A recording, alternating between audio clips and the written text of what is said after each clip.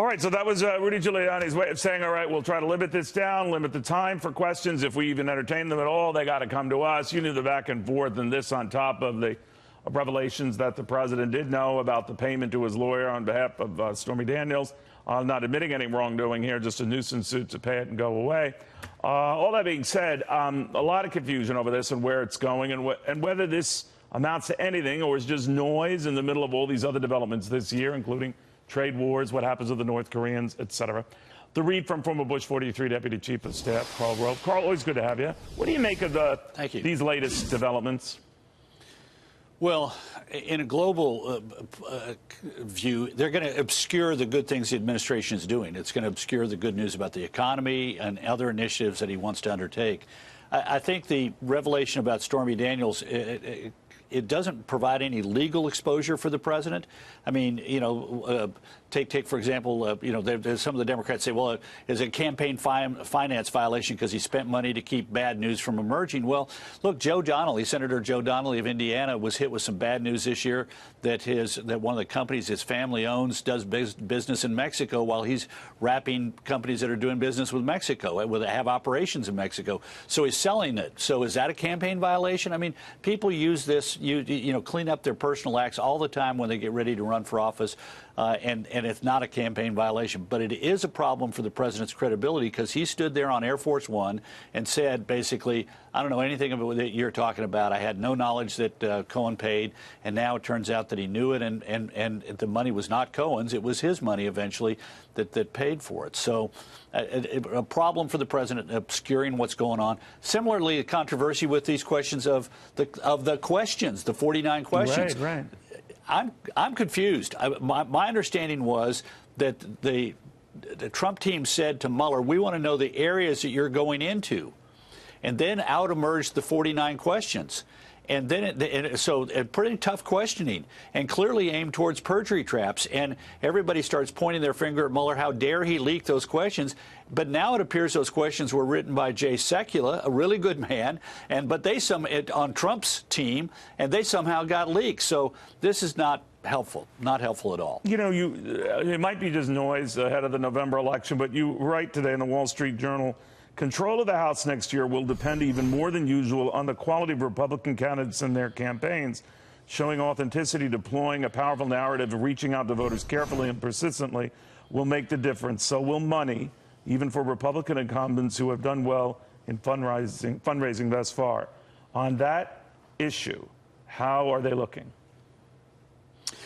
Well, I wrote my column today because there have been a recent spat of headlines that have said, oh, the Democrats are winning the money battle, and particularly in these seats where Hillary Clinton carried the district and there's a Republican incumbent, they're being wiped out in fundraising. Look at these vast disparities. Well, they arrived at that by aggregating all the money raised by every Democrat who's in a primary trying to run against a Republican. And I've cited Barbara Comstock, for example, in Northern Virginia. $4.9 million raised by all the Democrats, but she raised $2.4 million, has $1.8 million cash on hand, and the other Democrats who are battling each other for the right to oppose her, the one that's got the biggest cash left on hand is $800,000. Illinois 6, Peter Roskam, huge amount of money disparity between the Democrat candidates in their primary in March and Peter Roskam, but he raised $2.4 million, has close to $2 million cash on hand, and the Democrat winner came out of that primary has got $192,000 at the end of March. So my point was, wait until after all these primaries are done.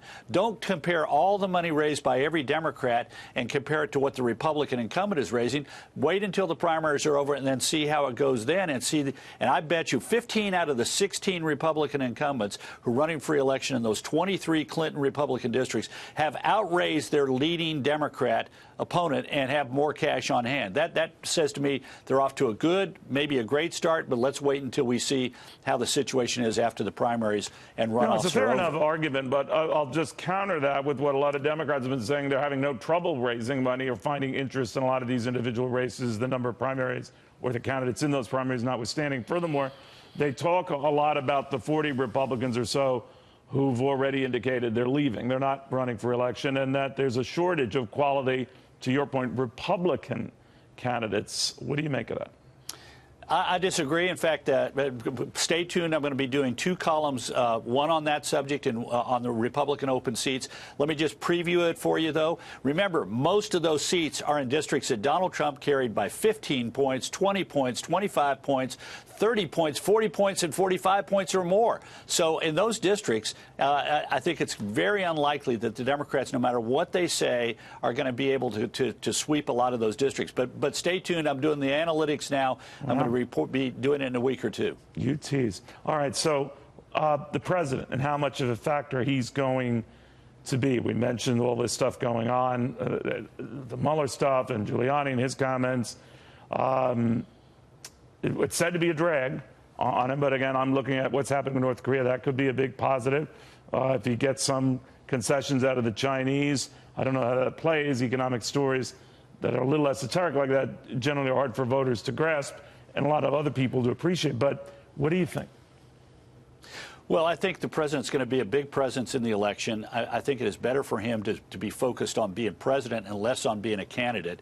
There are some places, West Virginia and Missouri and Indiana and North Dakota, where he can play a big role in the Senate elections. But in the House elections, I think the best thing is go out there and with a lower profile, raise a lot of money and help the candidates get ready for it. But the best thing he can do for them is be successful as president. Look, I thought John Layfield in your previous segment made a really good point. It wouldn't be a big thing economically for America, but it would be a huge symbolic victory if the Chinese, if Xi said, okay, fine, you charge 2.5% tariff on Chinese vehicles that go imported in the United States. We got a 25% on American vehicles coming into China. Fine, we will lower our tariff to match your rate. Now, it's not going to be a big economic boon for us because, look, they may want to buy some Jeeps, they may want to buy some pickups, but they want smaller cars than we produce. But it'd be a big symbolic victory. And I thought David Asness made a point. I disagree with him on the Chinese entry into the WTO, but I think he made a good point that intellectual property is what we ought to be concerned about here. When China joined the WTO, this was not a concern of the WTO. It's been trying to improve its standards in this regard. And on the 23rd of March, obscured by all this kerfluffle over the president, the administration filed a very strong challenge at the WTO to the Chinese practices on intellectual property. I've talked to a number of trade lawyers. They think it's very well crafted, that they've got a lot of evidentiary information that has come out in the last couple of years about the official Chinese policy in this regard, and they think they've got a good shot at winning the case at the WTO. Well, that would be a news alert right there. But they can't leave tomorrow night without something in hand. I don't know. They've got to have something, and it's in Xi's interest to give him something because he's got to signal to Trump, hey, we can do a deal. I'm not going to be a hardliner on things that and look, it's a huge economy they've got, and the amount of vehicles that come from the United States in there are either high quality, high dollar, a Cadillac. Or they're not vast numbers of vehicles. It's not a big money thing for them. It's not a big manufacturing issue for them. It's one of the easiest things to give to say we'll match your tariff on automobiles that are imported from your country, just like you have on automobiles imported from our country. All right, great.